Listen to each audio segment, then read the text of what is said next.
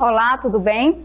Eu sou Darly Teixeira e estou aqui para mediar e participar da 11ª roda de conversas do projeto Diálogos Formativos. E hoje queremos conversar com você, docente da rede municipal, estadual e comunidade escolar, para refletirmos sobre o tema Educação Socioemocional, Educação como processo de humanização. E para nos ajudar a construir o diálogo sobre o tema, convidamos a professora mestra Paula Caroline Sampaio e o professor Enio Tavares. Para conhecermos melhor nossos convidados de hoje, elaboramos uma videoapresentação e vamos assistir esse vídeo.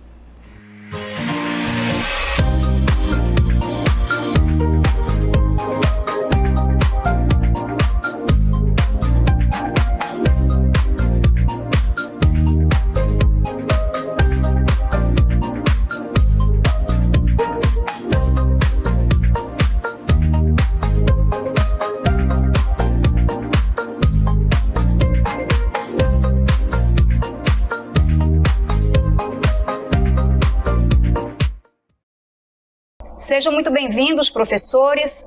Agradecemos o aceite pelo convite para hoje dialogarmos sobre um tema tão importante e necessário neste contexto em que nos encontramos de pandemia, onde as escolas tiveram de fechar e dar início a aulas não presenciais. Professora Paula Caroline, bem-vinda ao Diálogos Formativos. Professora Paula é mestra em psicologia e atua principalmente na educação escolar e social da criança e do adolescente. É psicóloga do Núcleo de Gestão Curricular da Secretaria Adjunta Pedagógica da SEDUC do Amazonas e, com certeza, trará grandes contribuições sobre a temática do programa. Professora Paula, seus cumprimentos. Olá, gostaria de agradecer primeiramente o convite. Fico muito lisonjeada com o convite de estar aqui conversando, tendo esse diálogo. Eu acredito que seja um diálogo inicial. A gente ainda tem muita coisa a debater sobre as competências socioemocionais, sobre essa educação humanizadora. E eu fico muito feliz de estar aqui hoje. Obrigada.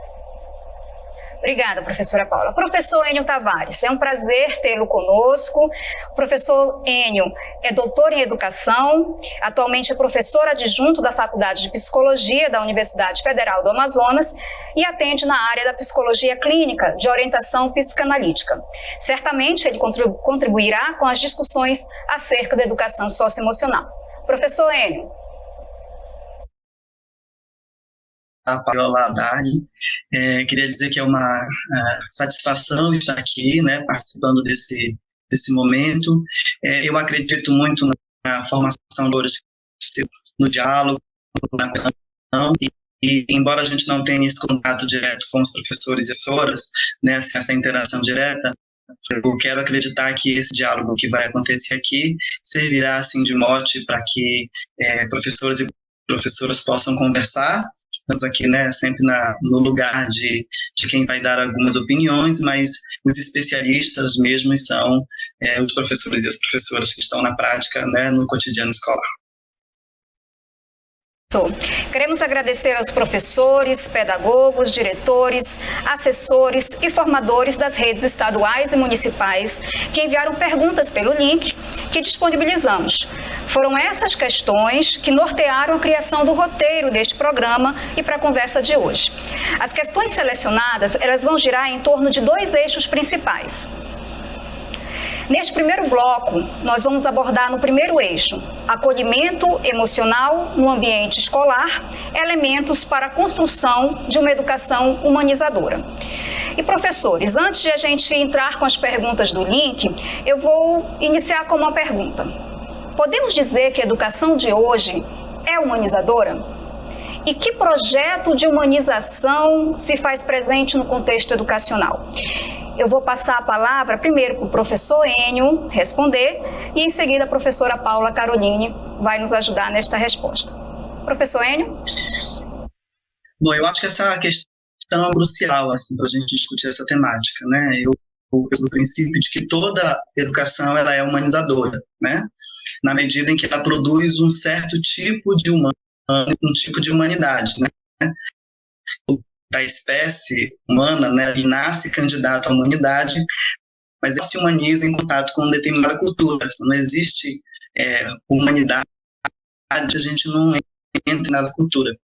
E essa é a condição, né? Então, nas escolarizadas, a escola, ela tem participação, assim, fundamental no de humanização, assim. Basta olhar um projeto pedagógico da escola, ou de uma secretaria, ou de um governo, né, voltado para a educação, e ali a gente pode ter visto tipo de humanidade, humanização, a gente privilegiando, né, que é pensar, né, que a humanização que a gente está propondo aqui, e queremos discutir, ela gira em torno de uma educação para a potência, de uma educação verdade, né, e de uma educação que suporte a diversidade de existência. Então, me parece que a própria proposta, né, de a gente discutir essas questões vai na direção de uma outra forma de humanização. Professor. E professora Paula, né, o que dizer se nós temos realmente uma educação humanizadora e se há um projeto de humanização presente no contexto educacional? Então, a gente parte do início, da origem da palavra humanização, né? A humanização é tornar-se humano. Então, quando a gente está na educação, a gente está formando cidadãos, pessoas mais empáticas, mais responsáveis, mais colaborativas umas com as outras, mais respeitosas e empáticas também.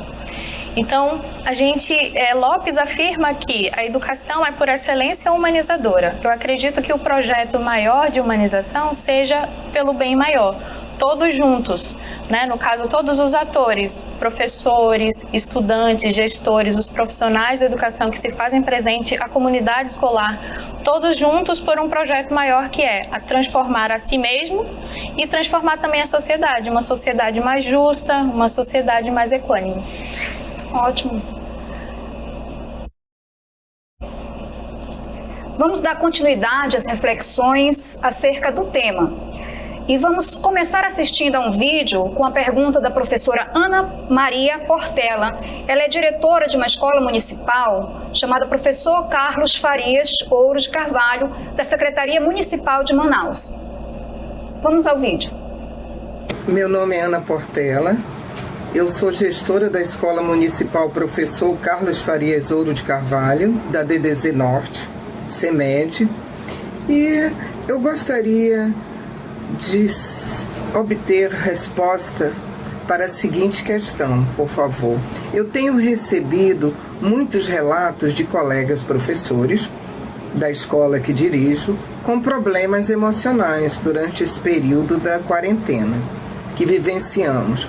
Então, além da escuta que eu ofereço e de tentar ajudá-los, eu gostaria de saber como fazer para não interiorizá-los. Ok, bom. Professora Paula Caroline, professor Enio. É possível interiorizar ou não problemas emocionais que se apresentam nessas relações sociais estabelecidas? Eu vou começar com a professora Paula. Muito bacana a pergunta da professora gestora Ana. É possível sim interiorizar esses problemas emocionais, mas para que a gente não se torne esponja emocional, a gente precisa fazer uma escuta empática, a gente precisa acolher esse profissional. A gente sabe que a gente vive um momento de pandemia, né? As pessoas estão adoecendo, as pessoas estão perdendo alguns familiares, então é um momento delicado. Ela precisa sim ouvir de uma forma empática, acolher, encaminhar para o setor psicossocial, caso haja necessidade, esse profissional, mas acima de tudo ela precisa também ter um certo afastamento do problema. Ela não vai absorver o problema do profissional, ela vai poder ajudar da forma que ela puder, mas não tomar para si, né? Porque senão o que acontece? Ela que vai acabar adoecendo junto, né? Se ela vai acontecer uma frustração ou até mesmo uma ansiedade querendo resolver o problema do profissional que ela acolheu. Então, nesse momento, professora Ana, a senhora deve, enquanto líder, enquanto gestora, assim, acolher, fazer uma escuta ativa, né? Uma escuta qualificada, no caso, né? Uma escuta atenta, sem julgamentos, uma escuta sem críticas nesse momento, mas que ela não absorva esses problemas, que ela possa encaminhar, no caso de necessidade, para uma equipe psicossocial do servidor. Obrigada, professora. Então é uma escuta, mas com um distanciamento para poder dar qualidade para essa escuta, não é isso? Isso. E professor Enio, a professora Ana Maria, né? Ela disse, é possível interiorizar ou não esses problemas emocionais? E aí, qual é a sua opinião? Como você pode ajudar a professora Ana Maria da escola? Bom, como a própria professora Paula falou, é possível, né? É possível que a gente se afete de determinado jeito, né? Que a gente internalize, né? Essas questões.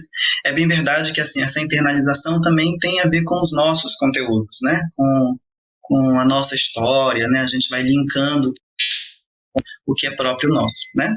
Mas acho que a gente podia conversar nesse sentido, né? Assim, o grego antigo, ele dizia uma coisa, né? Que a gente até fala hoje, que é para a gente cuidar do outro, a gente precisa cuidar da gente antes, né? E tem aquela máxima lá do naufrágio, né? Você primeiro precisa se salvar e depois você salva quem está do seu lado, né? Então, acho que vai um pouco nessa direção, né? A importância de que cada um respeite o seu próprio limite, né? Acho que tem esses encaminhamentos super importantes, né? De encaminhar para o psicossocial, enfim, né? Fortalecer, inclusive, o Sistema Único de Saúde nesse sentido, né? Acho que não está preparado para receber, né, essa demanda grande de quase que uma pandemia, né, de níveis altos de ansiedade, de crises insuportáveis do ponto de vista afetivo. Mas eu acho que vale algumas dicas também nesse sentido, né, de que a gente precisa, no pontual, a gente precisa se respeitar, né? Porque quando as pessoas chegam assim conosco, elas precisam de um encontro em que elas se desintoxiquem, né?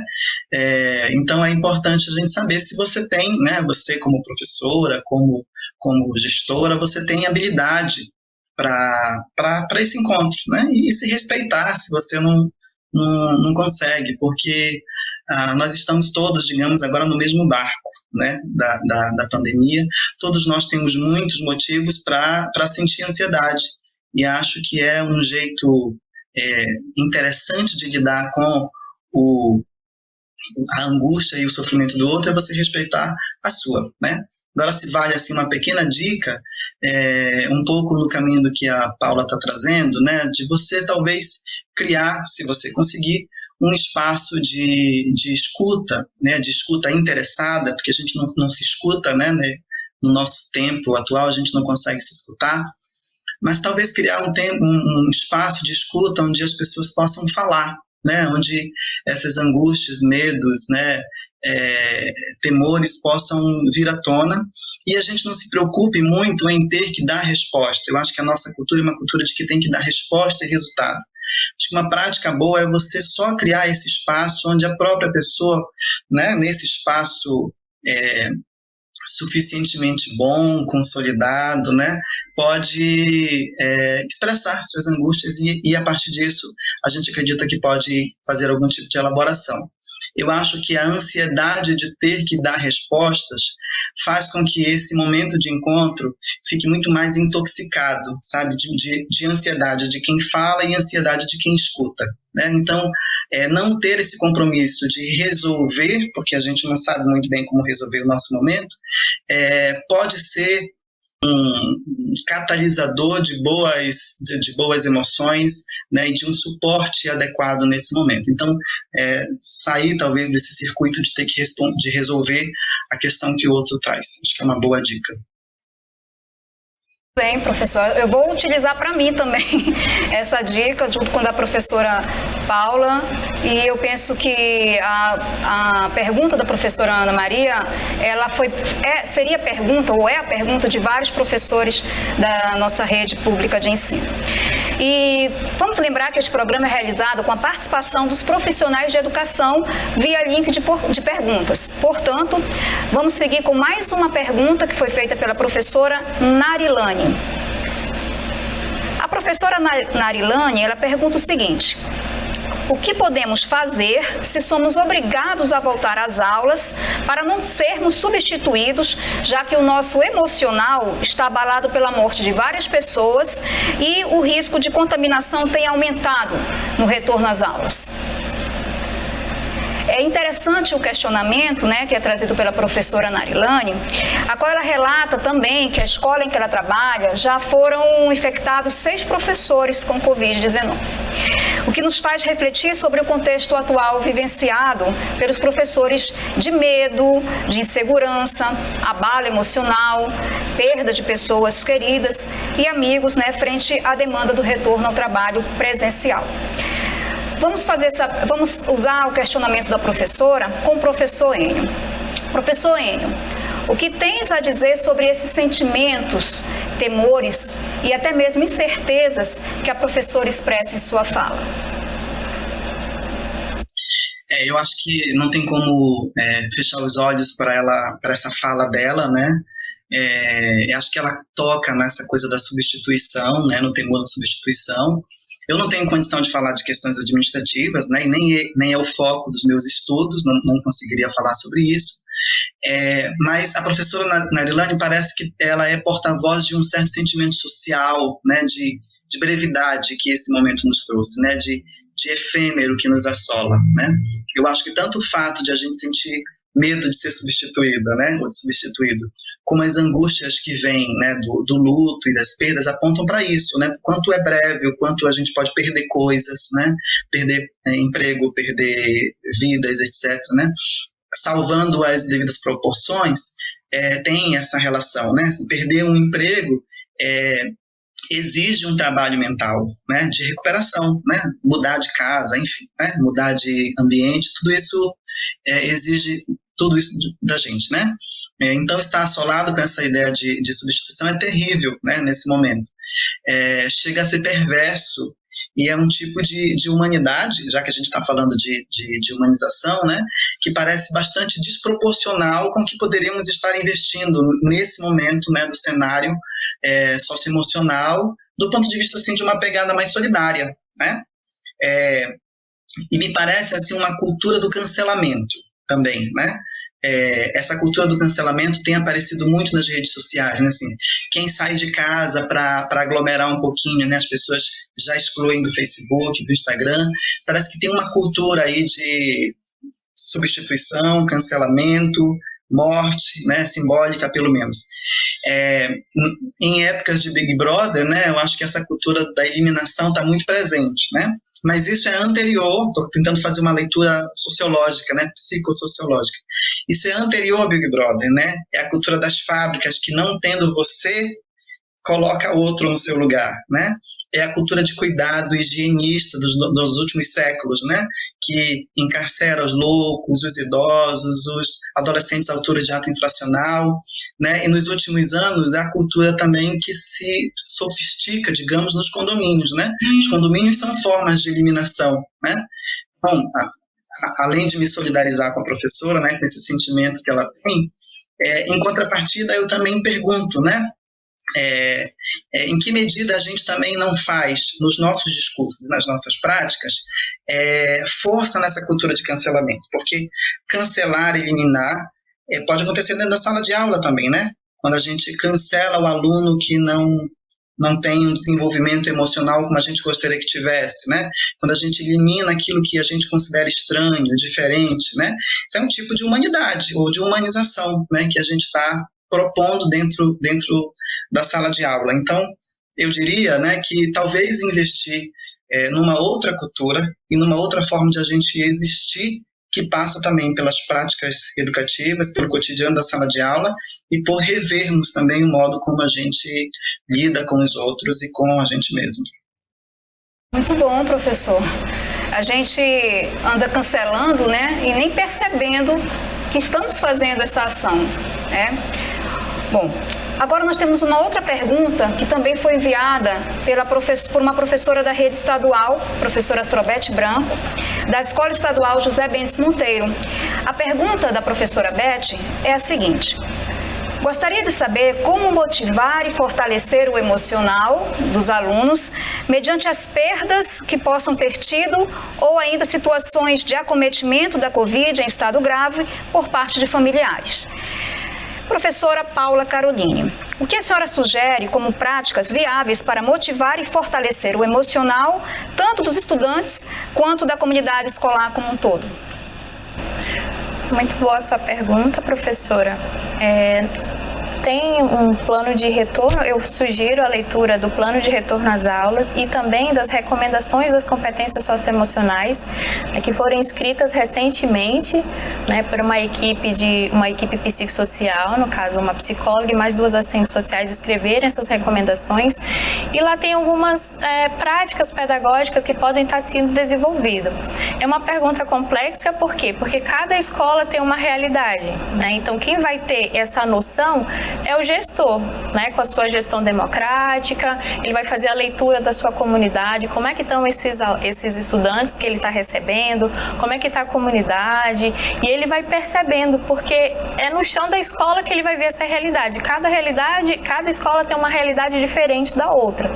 Então, a partir do momento que ele percebe, de repente, olha, meus estudantes chegaram e estão ansiosos, então, de repente, uma prática de meditação em sala de aula, pode ser aliviar essa ansiedade. Muitos estudos recentes provam que a meditação é uma forma de diminuir a ansiedade na sala de aula. Então, é importante que cada gestor verifique como é que está, tem esse termômetro, como estão os estudantes e como está a comunidade escolar, para que faça um projeto acolhendo, um projeto acolhedor, e que possa estar desenvolvendo e fortalecendo a emoção como um todo. Obrigada, professora. Queremos agradecer às professoras Ana Maria Portela, Narilane Ribeiro e Astrobete Branco, que nos ajudaram a organizar este primeiro bloco com os seus questionamentos. Vamos dar continuidade à nossa discussão com o segundo bloco. Neste segundo bloco, vamos conversar em torno de outro eixo: implicações da prática profissional para o desenvolvimento da autogestão socioemocional. Vamos começar assistindo a um vídeo de experiência que foi enviado pela professora Adriene Cruz, da Escola Municipal Antônio Moraes, e ela também é da Escola Municipal Carlos Farias, da Secretaria Municipal de Manaus. Vamos ao vídeo. Olá, eu me chamo Adriene, sou graduada em Pedagogia, estou concluindo uma pós em Educação Infantil e Anos Iniciais. Trabalho na CEMED com o primeiro ano. Estou aqui para compartilhar um pouco do que eu aprendi nos encontros de educação socioemocional. Então, aprender a ver a vida de forma positiva é muito bom, você administrar suas emoções. Eu sempre converso com as crianças que ninguém deve agir no impulso. Nós devemos pensar antes de agir, refletir antes de agir, porque muitas vezes as nossas ações ou palavras acabam machucando os outros. E muitas vezes descontamos nossas frustrações nos outros sem merecê-las.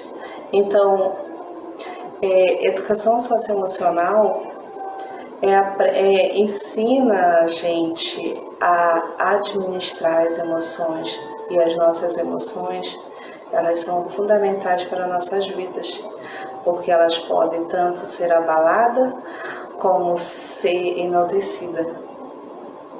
Eu amei o encontro, eu gostaria de continuar participando, e eu gosto de ver a vida sempre de forma positiva e incentivo os outros também, mesmo que esteja difícil. Muito obrigada, parabéns a todos. Obrigada, professora. E vamos lançar aí um pouco dessa reflexão da professora Adriene. Professora Isene, professora Paula, em que medida é possível desenvolver a autogestão socioemocional? E quais os suportes necessários para que a prática educacional contribua para esse processo? Vamos começar com o professor Enio. Bom, bastante rica assim, a narrativa da professora Adriene.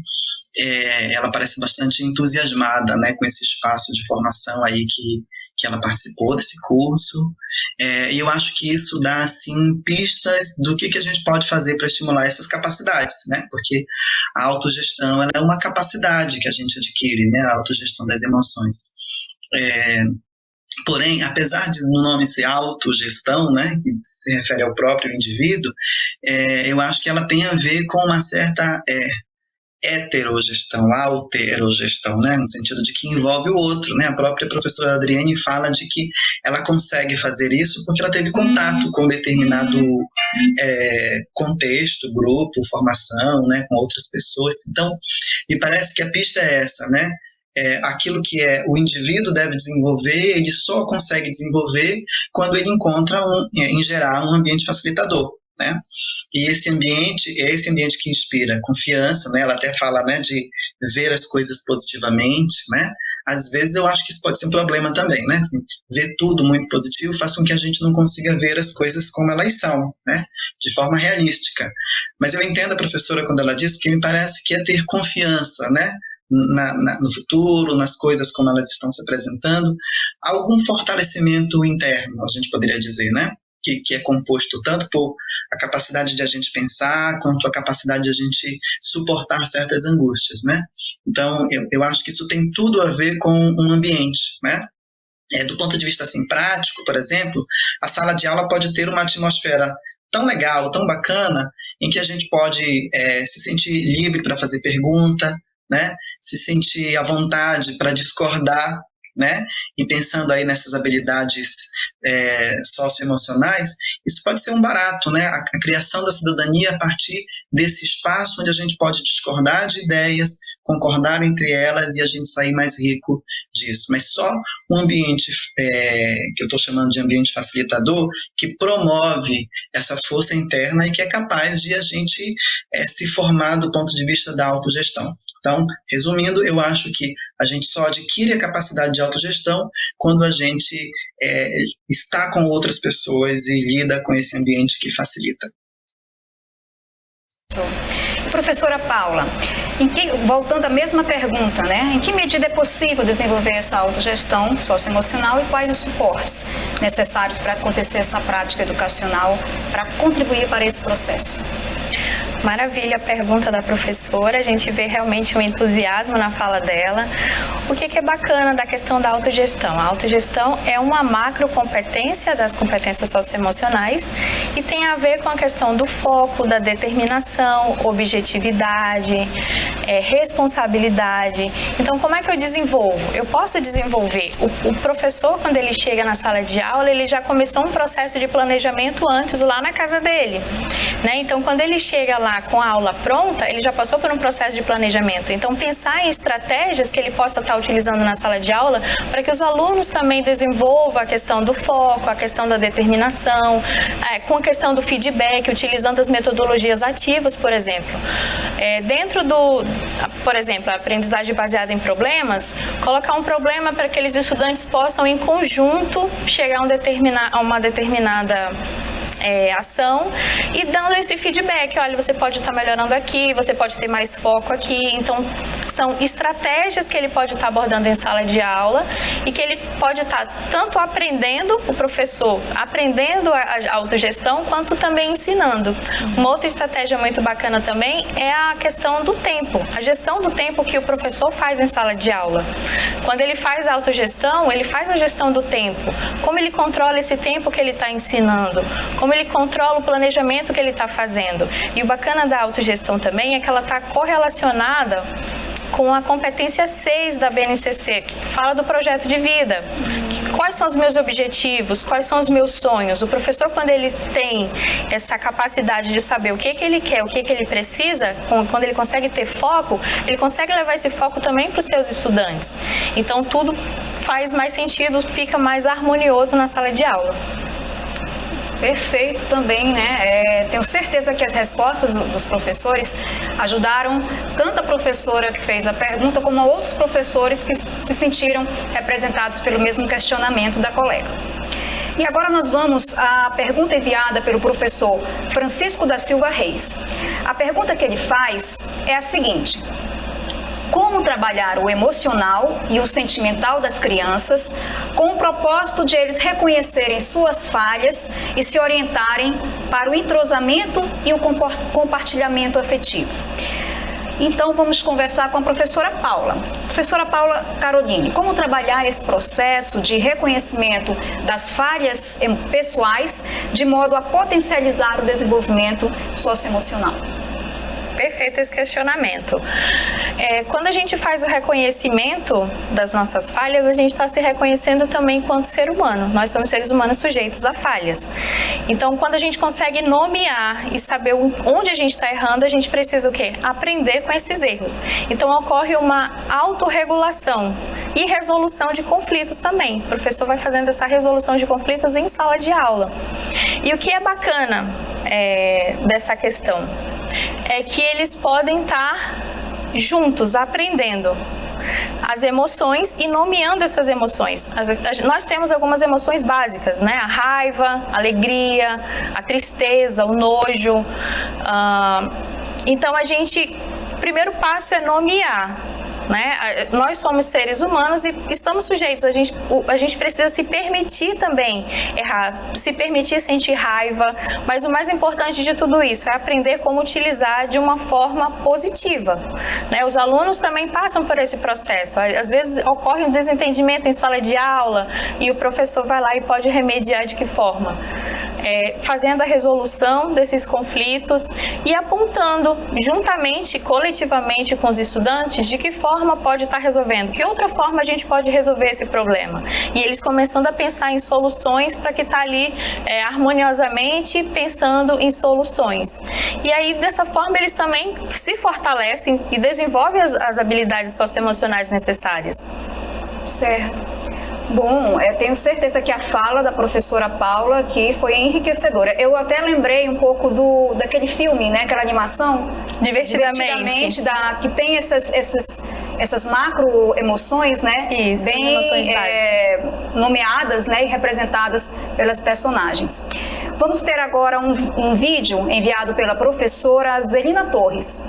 A professora Zelina Torres era professora formadora da Escola de Jovens e Adultos da DDPM, Manaus. E vamos ver a pergunta da professora Zelina. Olá, eu me chamo Zelina Estevão dos Santos Torres, sou professora formadora da Divisão de Desenvolvimento Profissional do Magistério, da Secretaria de Educação do município de Manaus, SEMED, e atuando como professora de Educação de Jovens e Adultos, da EJA. Então, a minha pergunta para o programa Diálogos Formativos devido a todos os acontecimentos que vivenciamos e que mudou o curso da nossa história frente à pandemia, né, me questiono constantemente como será a escola do futuro e o papel do professor. Ok, professores Enio e Paula Caroline. O que vocês têm a dizer acerca do papel do professor para essa escola do futuro? É possível pensar a partir do que não se quer para a educação, uma vez que não se tem concretamente o que se quer? Eu vou iniciar esse questionamento com o professor Enio. Muito interessante. Eu queria voltar na questão anterior, que eu acho que ela é bastante provocativa mesmo, pensando em falhas, até lembrando do filme que você lembrou, né, Darly? O quanto que todas as emoções, elas enriquecem a nossa subjetividade, né? E pensando em que escola a gente, em que tipo de escola produz que tipo de humanidade, parece que a gente tem privilegiado afetos que a gente considera nobre, né? Alegria, felicidade. A gente tem uma proposta, digamos, que vai por esse caminho, né? Tudo aquilo que é angústia, medo, a gente tende a eliminar, né? Então, acho que um bom processo de ensino-aprendizagem passa pelo caminho da falha que a pergunta veio, né, do insucesso, né, do que a gente não sabe e depois a gente vai saber, né, então é não sabendo que a gente começa a saber certas coisas. Fazendo um link com essa pergunta da professora, eu acho que a primeira coisa que a gente pode dizer é que ninguém sabe muito como é que será, né, pensando em não saber de novo, né, porque a gente está vivendo algo muito inédito para todo mundo, né? Quer dizer, nós tivemos no passado algumas pandemias, mas a realidade tecnológica, a realidade que a gente tinha na própria educação e a função da educação também era muito diferente, né? Nós estamos numa sociedade assim, muito mais tecnicista, né? Com a presença da internet, então tudo isso é muito inédito, né? A demanda atual é muito inédita.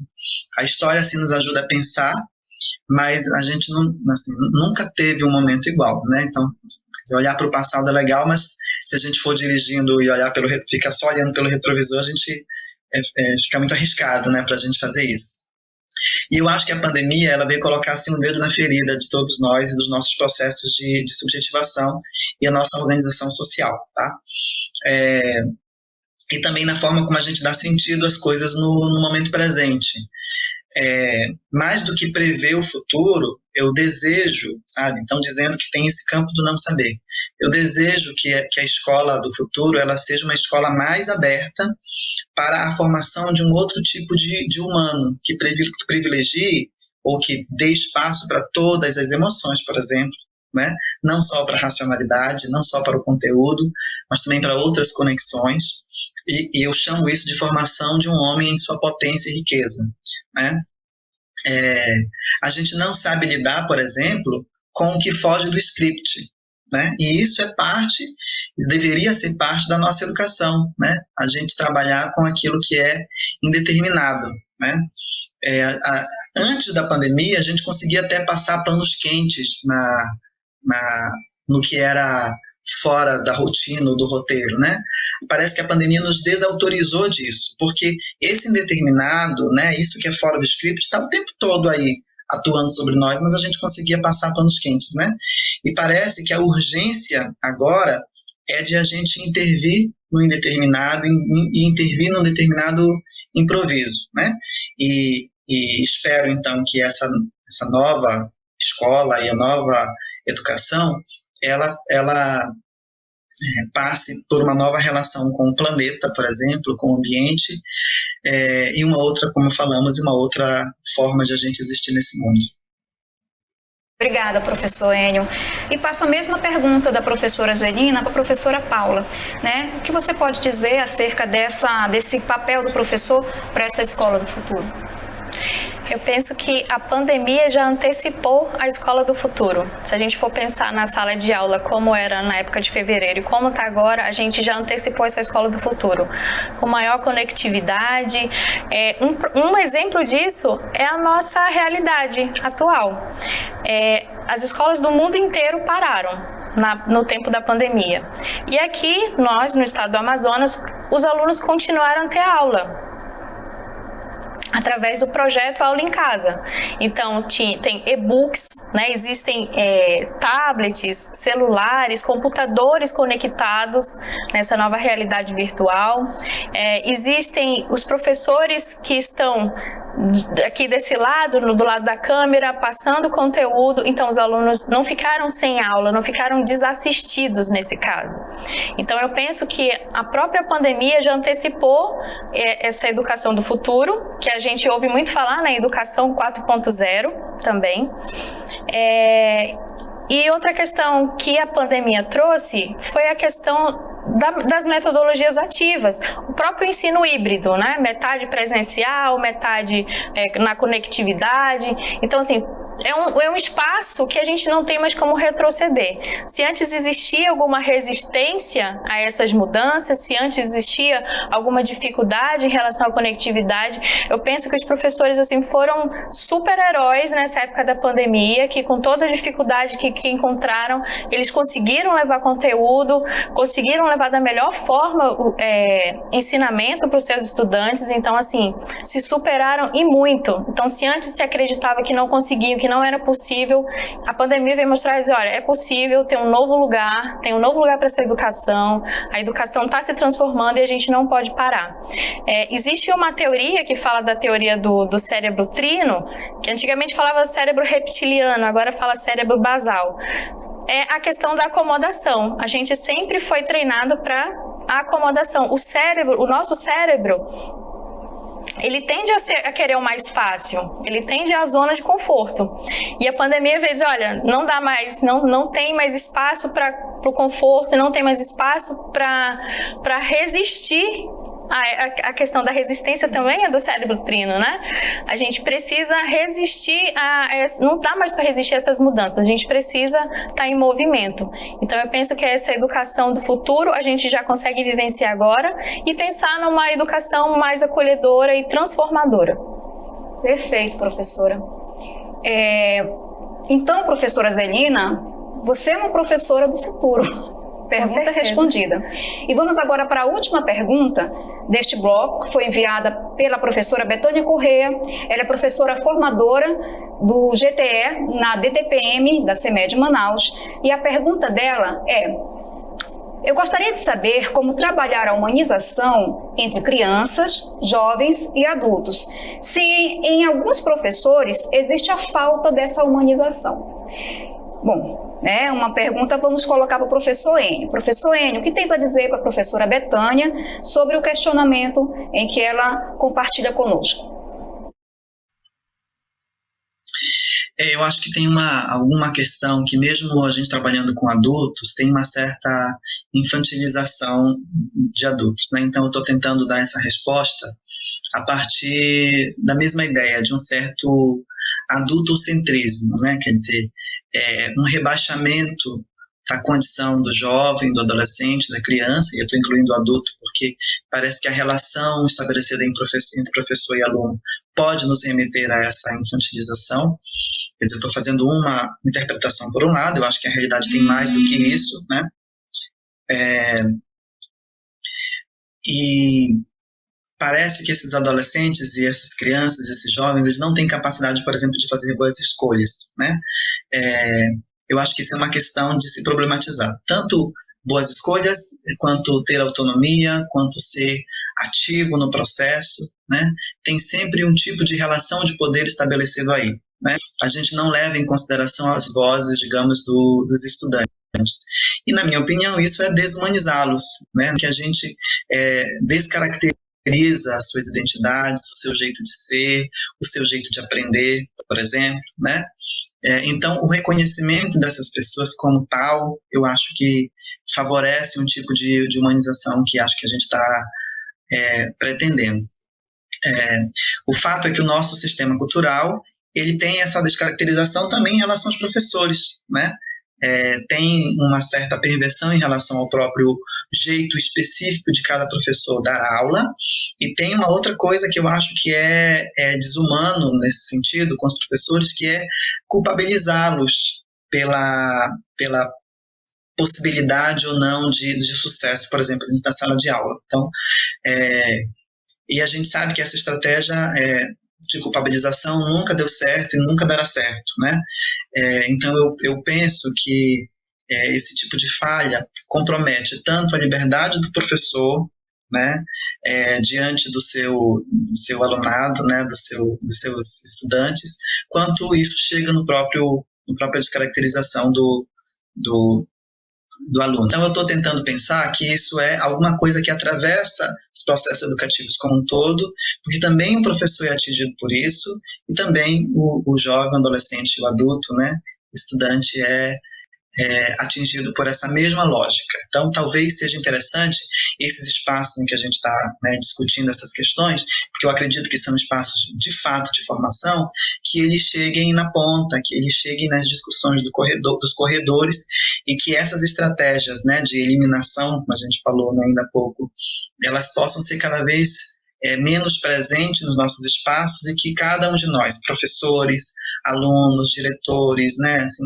a comunidade em torno da escola, tenhamos vez e voz nos processos educativos. Obrigada, professor Enio. Esperamos que todas as vozes de fato sejam ouvidas, né?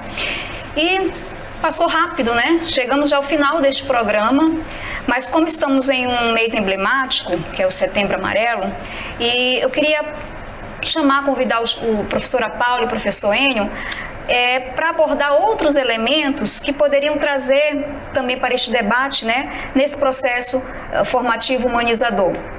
Vamos começar com a professora Paula. Perfeita pergunta.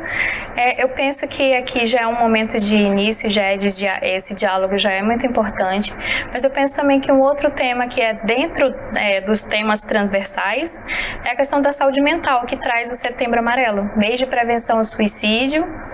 As pessoas estão adoecendo, passando por esse processo, né, de ansiedade, de depressão.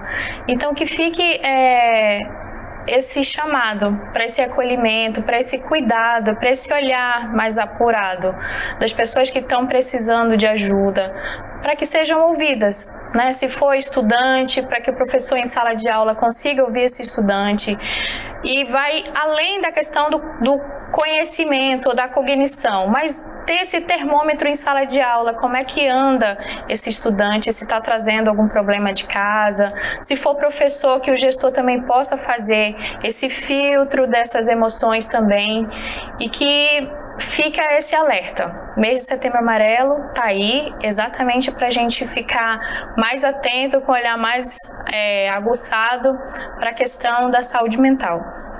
Obrigada, professora Paula. Professor Enio, que outro elemento ainda não abordado que o senhor pode falar para que a nossa comunidade escolar possa usufruir, né, do seu conhecimento em relação ao nosso mês emblemático do Setembro Amarelo? Eu acho que a gente tem que pensar a saúde mental como saúde, né? E saúde é sempre intersetorial. Então, saúde tem tudo a ver com educação, por exemplo, como um dos setores que integram essa construção, né? Então, pensar em saúde mental e fortalecimento da saúde mental é pensar em políticas, em distribuição de renda, em saneamento básico, e acho que isso a gente precisa, digamos que, melhorar. E eu estou falando isso porque o Setembro Amarelo tem uma ênfase no sujeito, né, que tem ideação suicida, e tem pouco em a gente pensar e construir uma nova realidade para que promova-se saúde mental e previna-se esse tipo de sofrimento, né? Então, talvez os nossos esforços possam ser antes da ideação suicida, né, de promover uma vida na cidade que seja uma vida cabível nos nossos afetos, cabível na nossa inteligência, nos nossos corpos, enfim, no nosso modo de vida. Eu acho que a escola precisa ter um compromisso sério com isso. Eu acho que a escola atual, ela não é aberta para o sofrimento psíquico, ela não é aberta para os afetos, embora os afetos estejam explodindo dentro das escolas. As escolas que têm nos chamado para dar auxílio junto a pessoas que têm tentado suicídio e têm falado sobre esse assunto, né, com ideações suicidas, tem sido gigantesco, né, o número delas. Então, a escola precisa se comprometer cada vez mais com essa temática, e não só no setembro, né? E eu acho que também pensar em a escola ser algo diferente, porque talvez a escola também esteja comprometida com formas de sofrimento que jovens e adultos, né, têm enfrentado e têm que dar conta, né, por conta da forma que a sociedade se organiza e da forma como a escola se organiza atualmente. Professor Enio, tenho certeza que sua fala, né, contemplou muito das angústias que nós, professores das escolas, da comunidade escolar, sente. Realmente é um mês emblemático, mas os problemas não acontecem apenas em um mês, né? Eles são anuais. Então, queremos agradecer aos professores Zelina Torres, Francisco Reis, Adriene Betânia Corrêa, que enviaram as perguntas e nos ajudaram a organizar este bloco. E vamos agora para o nosso terceiro bloco, já para as nossas considerações finais, né? E chegamos ao fim desta roda de conversa. Nós dialogamos com os professores Enio Tavares, com a professora Paula Caroline. Professora Paula Caroline, nós agradecemos sua participação. Até o próximo programa e as suas considerações e agradecimentos. Muito obrigada. Fica aqui o meu agradecimento ao CEPAM, Centro de Formação dos Professores, pelo convite. Esse é o primeiro, acredito, de muitos outros debates, que é importante falar dessa questão da educação humanizadora, e a gente espera que seja realmente, a partir de agora, uma educação humanizadora, humanizada e transformadora. Obrigada. Obrigada, professora. Professor Enio, queremos agradecer a sua participação e passo agora a palavra para os seus agradecimentos e suas considerações finais. Também ao convite e também a troca que a gente fez aqui nesse programa. Espero, sinceramente, que essa troca chegue também a todas as professoras, professores, gestores, todo mundo que participa da comunidade escolar. E reitero a ideia de que esse debate não é o debate da verdade, mas o debate que ajuda na soma de esforços para melhorar a educação, para melhorar a sociedade, para melhorar a nossa vida de modo geral, e que ela chegue, digamos, nos espaços onde ela chegar, esse nosso debate, e auxiliem vocês com as experiências e a expertise de cada um e de cada uma nas escolas daqui do Amazonas. Próximo programa, no dia 30 de setembro, nós vamos continuar esse nosso diálogo sobre a educação socioemocional e terá como tema competências socioemocionais da Base Nacional Comum Curricular, a BNCC. Fiquem atentos aos novos horários de exibição que aparecem no banner de divulgação. Professor Enio, professora Paula, vocês são nossos convidados para continuar esta roda de conversa. Eu quero também agradecer em nome da SEDUC do Amazonas, em nome da CEMED Manaus, e deixo um alô especial às equipes do CEPAM, da SEDUC e da DDPM, da CEMED, que estão sempre à disposição da comunidade escolar nas ações de formação dos profissionais da educação do Amazonas. E aproveito agora para convidar todos vocês para ajudar a preparar a nossa próxima conversa com o tema Alfabetização, o que a história nos ensina sobre o processo de apropriação da linguagem na escola, que será exibido nos dias 14 e 16 de outubro, e o tema Alfabetização, a falsa dicotomia entre aspectos técnicos e discursivos, que será exibido nos dias 28 e 30 de outubro. Entre no link e faça a sua pergunta em nosso grupo de WhatsApp, que estará aberto a partir de hoje. Deixamos aqui também os endereços de contato da SEDUC e da CEMED. Qualquer dúvida ou informação, não hesitem, acessem. O programa de hoje brevemente estará disponível no YouTube, na plataforma Saber Mais e nas redes sociais do projeto Aula em Casa. Sigam também no Instagram, CEPAM SEDUC, e lá vocês terão mais informações sobre o programa e acesso aos links de como assistir e participar das rodas de conversa. E não esqueçam, para o bem de todos nós, ao sair de casa, usem máscara, um forte abraço e até a próxima!